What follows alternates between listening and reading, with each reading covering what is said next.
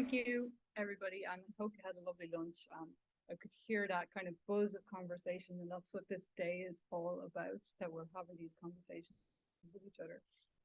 And do you remember before lunch I was saying to you, we all have in common that we love nature, and that's where I wanted to start this presentation from. This idea of a ripple effect when you provide opportunities for altruism for nature.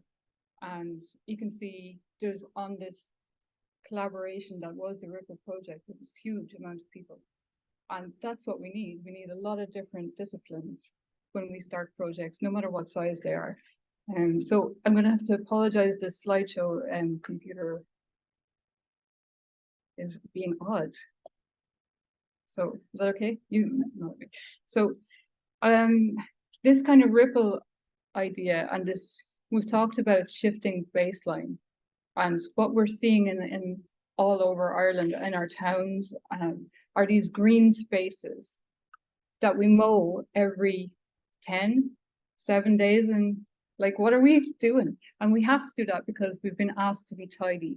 And you see that the first pebble that's been thrown here is by the community who asked the council for a place where nature can re-emerge. And they connected to nature that way. And they saw life coming back. And this kind of allowed space is great for our pollinating insects, and many other creatures then can connect afterwards, like this yellow bumblebee, which I adore. He's a big bumblebee. He comes out late in season, and he needs things to stay put in September. And by having this undisturbed habitat, we can do that. So Kevin talked to you about the co-design process and the need to create visuals so that you ask people, what do you want to do within this framework of nature and climate that we're trying to work on together? And you really using the visuals to come back and say, we heard you, we want to do this together. And also, I think what's interesting in many co-creative processes, everyone comes in with an agenda, don't they? They have these things that they're passionate about. And in the case of the Ripple co-design, there were 16 brilliant ideas about climate, about water. So it's creating a framework where people can be proactive and come up with altruistic actions. That's how I like to think about it. So then they called the landscape architect, right? This is us. And then why are we here? Why? My why is that curve that you see behind you. We are going totally the wrong way, and we want to get it back up. And there's huge momentum behind this from Europe, from business, and pushed by ourselves. And we're in an excellent position to lead on this going the right way. And it's the same with climate, it's going the wrong way. So what we are trying to figure out what to do together. I just want to take a moment to frame my approach. It comes from this organic background where I really appreciate what's going on in the soil and how that affects what we plant and how that affects biodiversity over the soil afterwards. And in water, it's also interconnected. And these people here are pioneers in the organic movements. So after I graduated, I wanted to do something about these two curves that are going the wrong way. So I became part of the tourist project where we're in cities. Marcus and Siobhan are up there. Stand up. That's Marcus and Siobhan. They will not be only starters of this project. There was Dermot Foley, who we all know, and then Maureen in Dublin. Just people sitting around together going, what do we do? And creating this movement of projects where people come together. And the triangle you see at the bottom is how we have community at the heart of what we're doing. And it's supported by academic research when it's going well. It's supported by business when it's going well, and local authorities. And all those people come together. And the picture on the other side is I've also built a nature reserve. So I'm watching all the time what's happening when we do different things.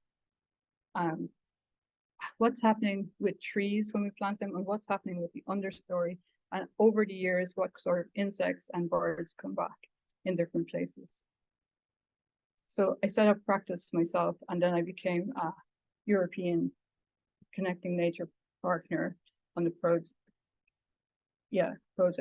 And what I love about this and the CNF, which is on the other side, we're all these different communities and we have nature at the heart of what we're doing.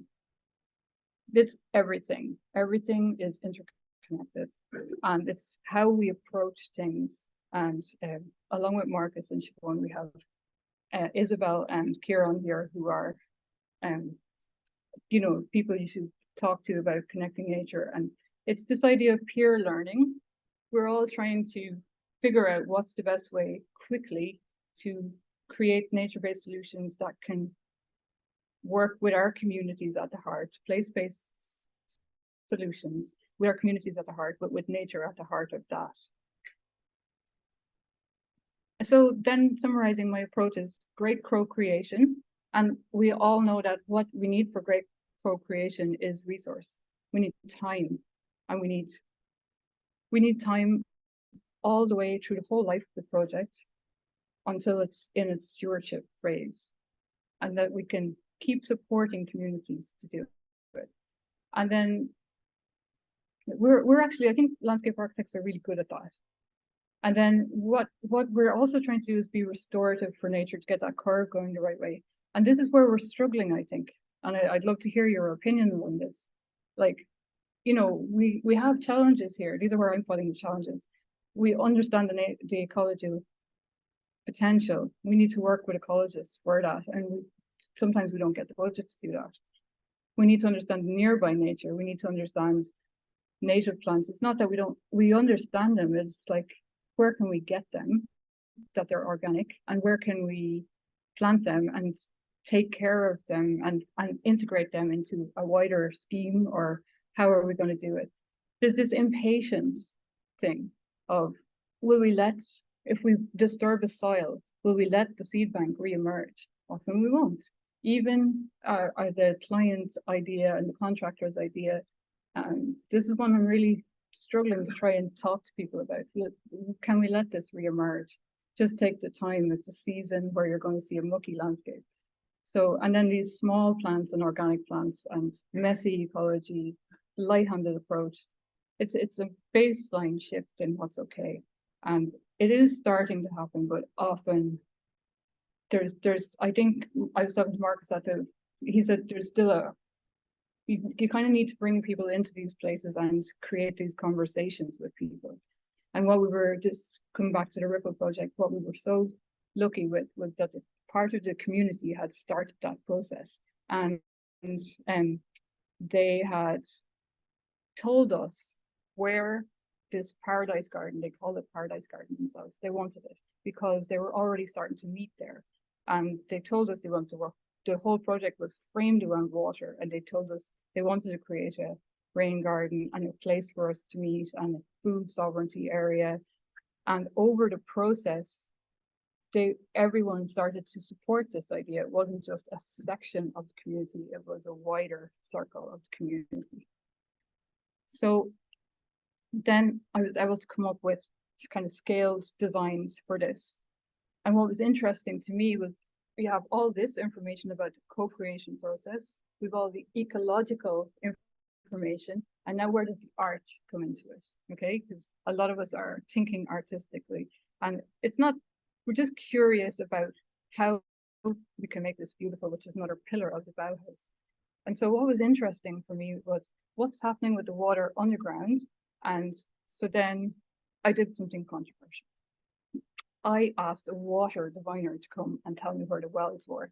And he said that blue dot that you see in the middle, he said that that's a well that a farmer would give his left arm for. And I said, great, this is where we're going to start our intervention. We're going to make a wishing well here, and we are going to let everything ripple out from that. So what we're actually doing with the design is artistically abstracting what water is doing in a rainwater event.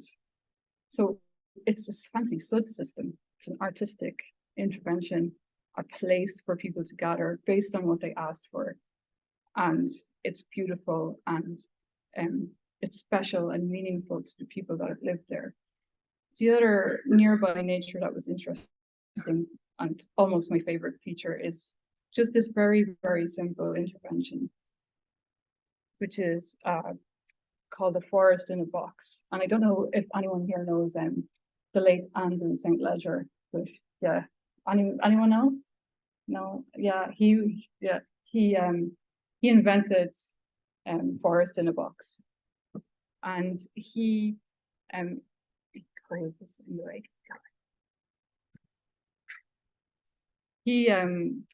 He went out to schools and created these and just got people interested in creating little forests everywhere and where we can plant them. And this idea that I defy you to plant a little tree, an oak, and not feel like excited when it germinates and know the potential of. No, we all know this. A lot of us are also gardeners. So in Mayo, there's an amazing old head wood, which is called an oceanic woodland, Atlantic woodland, or temperate rainforest, which we're just starting to understand in Ireland, that we have rainforests and they're temperate and they're connected with our sea. And they were covered a lot of Ireland one time, along with other habitats that are really interesting. Home Tree have done a lot of work on it. So I wanted to, with the Ripple team, we gathered up the acorns and we made this very simple action of creating a new place from seeds. And they've taken them out, put them in pots, and they're going to plant them and then do it all over again. It's a very simple intervention, but I think it's really important. And I'm going to leave you with a quote from the residents, because in the Bauhaus, RTE came on to the site and they interviewed people from the Ripple team and also the residents, and you could tell that they felt ownership of it. And Mark said, this isn't for us, it's for the generation behind us. Unfortunately, many of the generations before us had it tough. It wasn't their priority to be thinking of nature or the environment. We have the opportunity now, so we are sowing seeds for the future. Thank you very much.